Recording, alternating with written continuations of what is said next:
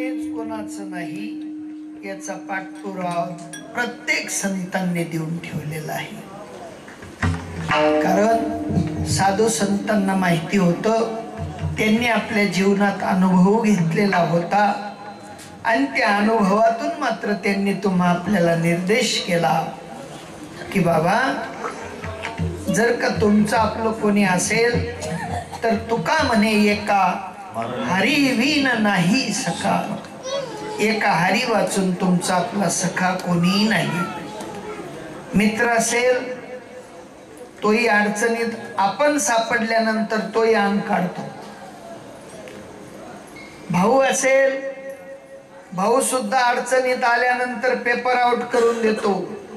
फलाण्या पिढीचा मालिक या अशा अशा नावाचा आहे, याला आजपासून पैसे देऊ नयेत, दिले तर तुमची जबाबदारी. संपून गेला विषय. तोही आपल्या कामाचा नाही.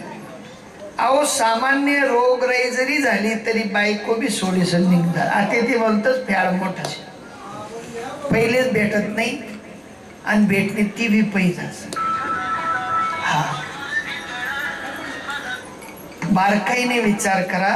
लेकरा बाळांवर बी तुम्ही आपण विश्वास ठेवू नका, कारण ते सुद्धा आपल्या हिताचं काम करत नाहीत. कारण लगन काय आम्ही दोन्ही जीवर असो, तिसरा आमनामा चालवू नाही. आणि जर का राहणं होई ते आम्ही सांगसू तसं राहणं पडे. आमना पद्धतून राशात ते ठेवसूत शेका नाही. मुलगा नाही आपला, बायको नाही आपली, भाऊ नाही आपला, मित्र नाही आपला, समाज बी आपला नाही. तुम्ही म्हणशात महाराज इथला जण ठेवूनच आम्ही तुमले ऐकाले, तुम्ही बी मतलबी आहेत. सकाळी देखतील बो कोण कोणी येल होतं. अहो, कॅमेरावाला आखो गरगर फिराई त्या मामी दिक्सुत आपील नाही का. फक्त सामाजिक राहटी पुरते तुम्ही आपण इथपर्यंत आलोत. पण सत्यता तीच आहे जी ज्ञानोबराय अभंगाच्या दुसऱ्या चरणात मान. कोणाचे माय बाप कोणाचे धन, कोणाचे माय बाप कोणाचे धन, कोणाचे माय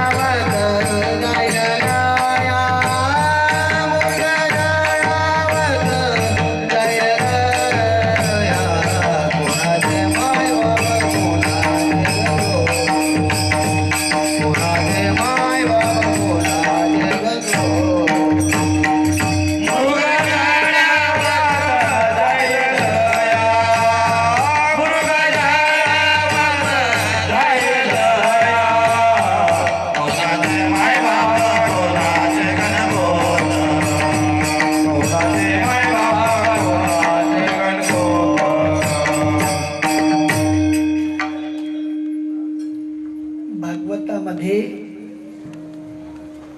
एक व्याख्यान आहे. गजराजावर परिस्थिती आली आणि गजराजाचा जर विचार केला, तुमले आपली एकच बायको, गजराजले कितल्या होत्यात? ताफान ताफा होता. पोरे कितला, बाया कितल्या, नातू कितला, पंतू कितला. पण ज्या वेळेला मात्र त्या मकराने पकडलं त्या वेळेला कोणी तारू शकलं नाही. तारायला आला माझा परमात्मा. आणि परमात्म्याच्या कृपे वाचून तुम्ही आपण संसार तरून जाऊ शकत नाहीत. आणि म्हणून ज्ञानोबरायांनी या सगळ्या उक्तींचा विचार मांडला. कौनाचे गणगोत कौनाचे मायबाप, मृग जड व्रत जाईल लया. ज्याप्रमाणे दुपारच्या टायमाला दिसणारं उन्हाचं पाणी उन्हाच्या लाटांवर दिसणार पाणी जसं भासमान आहे, तसं या प्रपंचातील नात्या गोत्यांचा जो पुंज आहे तो सुद्धा मृगजळासारखा आहे. सूर्य संपला की पाणी संपत, किंवा जसं तुम्ही 2 पाऊल पुढे गेले म्हणजे ते पाणी तिथे नष्ट होतं, तद्वत या भौतिक युगामध्ये सुद्धा तीच रीत आहे.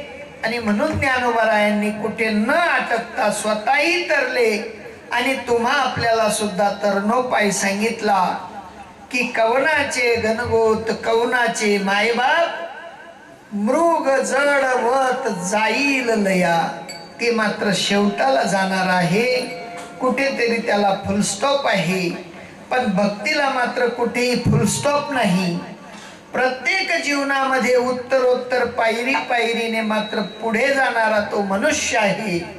आणि एकदा जर का मनुष्य योनीमध्ये जाऊन माझ्या परमात्म्याची भक्ती केली, माझ्या परमात्म्याच्या नामाचा विचार केला, माझ्या व्यापक परमात्म्याची व्याप्ती पाहिली, नाही त्यानं चाल राय ना हो, काय करू काही समजत नाही. पण साधू महात्मे म्हणतात, जयाशी स्वर्गाचा साकोडा, समुद्र रेखा मांडिती तयाला, जयाची शेषाची वैशिका, ऐसा व्यापक असलेला परमात्मा आणि त्या परमात्म्याची तुम्हा आपल्याला ओळख नाही, घोर विडंबना आहे. अहो, सामान्य व्यवहार करायचा असेल तो व्यवहार सुद्धा अनोळखी व्यक्तीशी आम्ही करत नाही. 5-25 रुपये उसने पासने घ्यायचे म्हटले तरी ओळख पाहिजे असते. मग या जीवनचरितार्थ चालवणारा माझा परमात्मा, त्याच्याशी ओळख असावी का नसावी? आता तुमच्या गावाला मी आलो आणि गलीत एकटा फिरतोय आणि सगळ्या जिभू रामराम, दासभू रामराम, काका रामराम, दाजी रामराम. तुम्ही बटाजन रामराम लिशात का? आपल्याकडे एक म्हण आहे, वयकनी पायक सुटणी पैन लुटाल तिने बटा असले रामराम करणार ना. जर चांगला राहतात बटा असले रामराम लेता, कुठेतरी या चारानीच गेले काय म्हणशात. म्हणजे एका अनोळखी माणसाशी तुम्ही रामराम घ्यायला सुद्धा दचकता. त्या अर्थी अनोळख्या देवाची भक्ती करून तुम्हाला देव प्रसन्न होईल कुठून? आधी देवाशी ओळखावे, मग अनन्य भावे भजावे. अनन्य भाव त्याच वेळेला तयार होईल ज्या वेळेला देवाचं आपलं नातं जुडेल.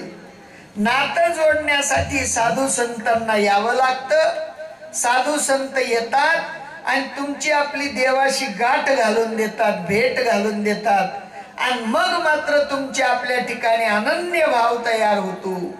अहो, आई आणि लेकाचा अनन्य भाव आहे. आई आणि लेकरू जर का एकमेकापासून लांब गेलं तर आईला त्या लेकराची हुरहुर लागते आणि लेकराला आईची हुरहुर लागते. तसं आम्ही तुम्ही अनादी काळापासून या भटकंतीमध्ये देवापासून दूर झालेलो आहोत. देवाला तुमची आपली सगळ्यांची हुरहुर लागलेली आहे, पण आम्हाला काही हुरहुर लागत नाही. वाट पाहे उभा भेटीची आवडी, कृपाळू तातडी उतावीळ. देवाला उतावळ आहे. देव तुम्हाला हात पसरून तयार आहे, मला भेटायला या, मला भेटायला या. पण आम्ही दुर्भागी. तुमनं बी काही चुकात नाही हो. तुमनं का चुकात नाही? आमना सारखा लबाड लांडगा उभा राहतस आणि जे पटन ते सांगतस. तेसलेच माहित नाही अजून पुरं पाठ. तुम्ही सुरत बट दे केले का? सुरत मा कोण कोण राहसाठी बट जर सुरत मात राहतस का बाबा? तुम्ही ते असं देख राहणार. मी जसं भामटात दरी आणले मी सुरत मात राहतस ना. हा म्हणा नाही म्हणा, मी चालू सकाळ म्हणा काय आली सुरत मा राहतस ना. बट सुरत दे केले का नाही तुम्ही? कोणीच देखील नाही बट सुरत. पण सुरत मा राहतच सांगतात, पण सुरत देखील नाही. म्हणजे कुठेतरी अपूर्णता आहे का नाही? सुरत मा राहणारच नाही, सुरत देखील नाही, हाच मोठी विटंबना आहे विठाला.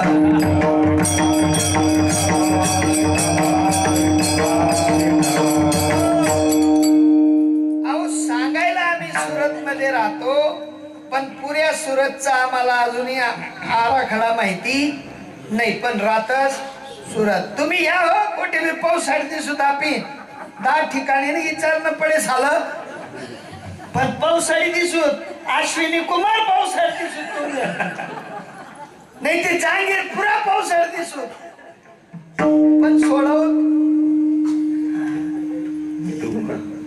हा ना पठ्ठ दी केले म्हणे. अरे कसा नदी केले रे भाऊ, जो आज शेतीले देखील नाही, आत करा मात मग भेटी देईल पंढरीनाथ. देवाला भेटण्यासाठी तुम्ही आपण इथपर्यंत आलो. सुरत मग पैसाच न वजा कमावन करता नाही देईल, कमाई राहणार चांगली गोष्ट आहे. हा नाही नाही बांधा बांधा माड्या घरे, हा सगळं करा, पण वैयक्तिक करा. श्वासाने भजन करा गळ्यानो, श्वासाने करा भजन, श्वासाने करा भजन गळ्यानो, श्वासाने करा भजन, श्वासाने भजन करा गळ्यानो, श्वासाने करा भजन, श्वासाने भजन करा गळ्यानो, श्वासाने करा भजन. नाहीतरी वाया जाईल जन्म, नाहीतरी वाया जाईल जन्म, नाहीतरी वाया जाईल जन्म, नाहीतरी वाया जाईल जन्म, नाहीतरी वाया जाईल जन्म, नाहीतरी वाया जाईल जन्म, नाहीतरी वाया जाईल जन्म, नाहीतरी वाया जाईल जन्म. श्वासाने भजन करा गळ्यानो, श्वासाने भजन करा, श्वासाने भजन करा गळ्यानो, श्वासाने करा भजन.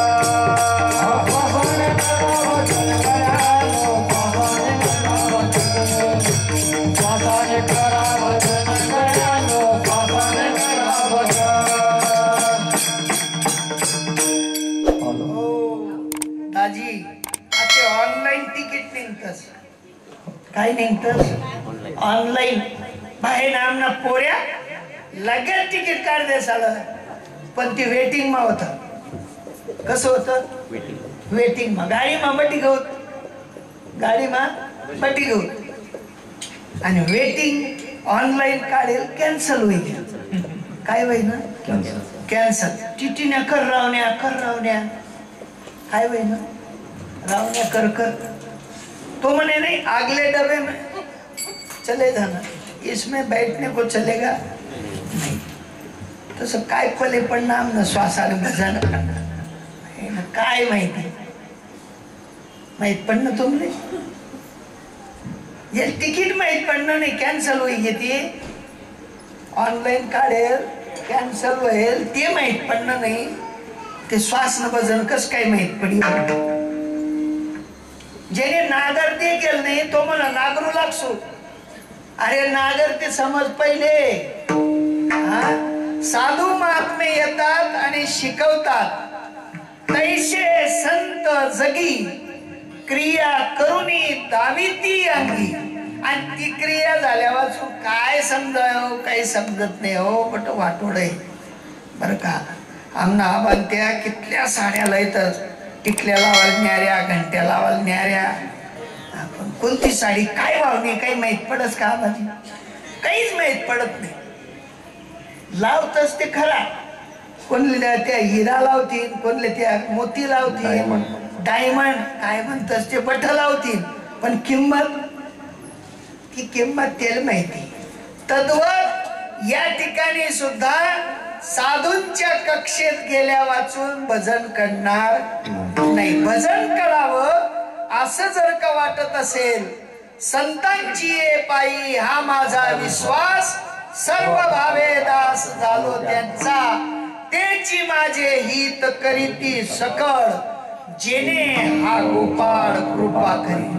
गोपाळाची कृपा व्हावी असं जर वाटत असेल तर आधी संता शरण जावी. अगोदर संतांना शरण जावं लागेल आणि मग तेव्हा कुठे भक्ती कळेल. तेव्हा कुठे या जनावरचा आपला ध्यास तुटेल, त्या वेळेला आपल्याला कळेल की मृग जळवत जाईल लया. नाही ते आम्ही चिटकी चिटकी संसार करसूत पण संसार सुटवू नाही. संसार सुटावा तेवढ्यासाठी साधूचे अंकित झालं पाहिजे. जा तुम्ही झटकारे, जा तुम्ही झटकारे, जा तुम्ही झटकारे.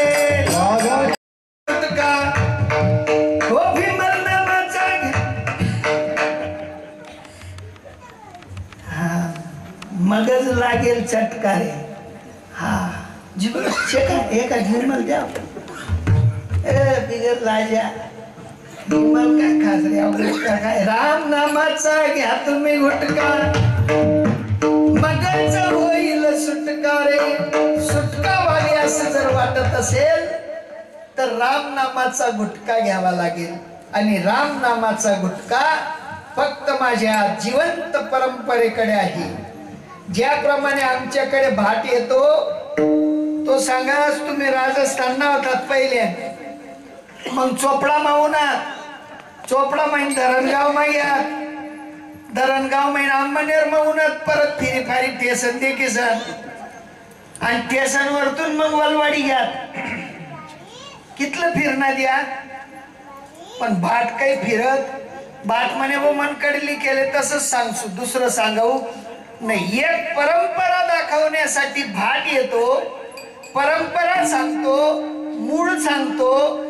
तद्वत साधू संतांची परंपरा असावी का नाही? मूळ स्वरूप दाखवण्यासाठी साधू जिवंत असावा का नाही?